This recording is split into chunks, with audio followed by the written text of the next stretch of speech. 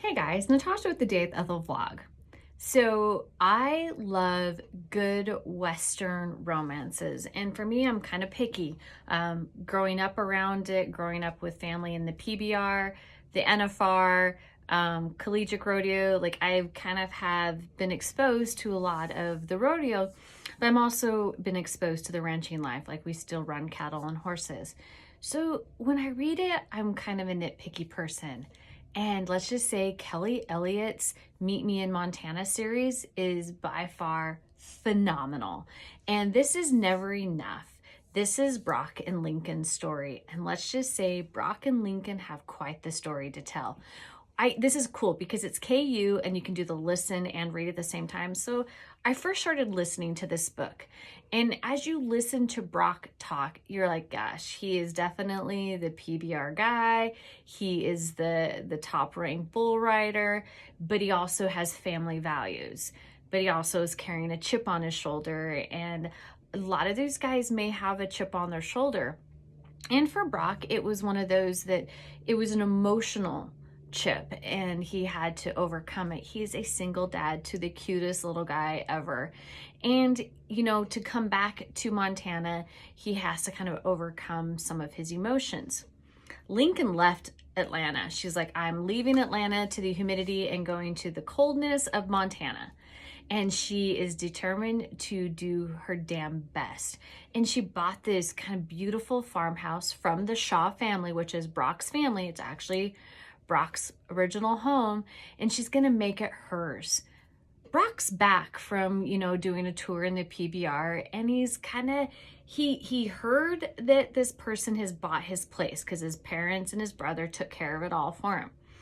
And when he meets Lincoln, sparks, ignition, passion, frustration, and arrogance all come to life when these two meet. You know, he's thinking, Brock thinks Lincoln is asking Blaze too many questions about, like, where's your mom and what's your dad do? And, it kind of takes it personally. But it really wasn't that. Lincoln was just getting to know this cute little 5-year-old boy, like what's his likes, what's his dislikes, because they are technically neighbors. And this kind of makes Brock realize he needs to kind of overcome the last 5 years. He needs to put to bed some emotions. But Lincoln needs to, she's not afraid to call you out on your crap. And she called, Brock out on his arrogance, his smugness. But then she was like, but you're making, internally, she's like, but you're making me weak in the knees. And I just want to swoon, hug you, kiss you, just salivate you because you are a walking, talking, beautiful man. But she doesn't want to because she's pissed at the way he just treated her. And that's what's kind of funny, as you see when you first, Brock gets tattle told by his brother Ty to the mom, and she's like, I did not raise you to be like this. And it was funny to see how, Brock's like, sorry, mom, and kind of apologizes for everything. But then he goes and apologizes to Lincoln, and sparks fly. And you can see that these two have an easy relationship. They can talk to each other about their fears, their wants, and they really do see that there's a lot of similarities. Brock's fear is that when he gets in a relationship, they're going to want him to quit his professional life. And that's not Lincoln's style. Lincoln wants to, I'll support you, whatever you do, just give me a chance. And Brock's never had that. And living in that lifestyle, you have to be with somebody that supports your dreams. And yeah, sometimes they get you when you're traveling too much. But if you have a good, solid foundation at home, you can go do this life. And I saw it with my cousin and his beautiful wife, that you have a foundation at home. And when you have that foundation at home, you can keep doing what you passionately love.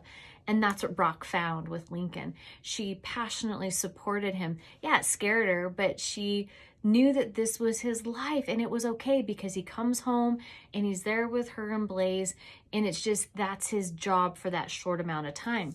And that's what they did. They have the great balance of each other. And it was I don't know, I kind of just smiled and swooned through this whole story because there was so much passion and there was a lot of forgiveness, a lot of redemption on Brock's end and on Lincoln's end.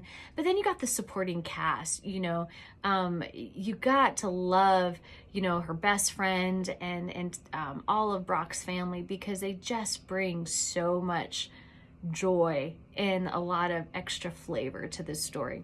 I highlighted something that was really kind of beautiful, and it says, it goes, for saving me for, Lincoln, Brock says this to Lincoln, and she's kind of shocked, and she just kind of like baffled what he means. But he says this to her. He goes, for saving me from the darkness. You're the light I didn't even know I was searching for. And Brock has kind of been in this dark hole for such a long time that Lincoln gave him light and gave him the sunshine and the warmth and the caring that he needed. Guys, it's in the links.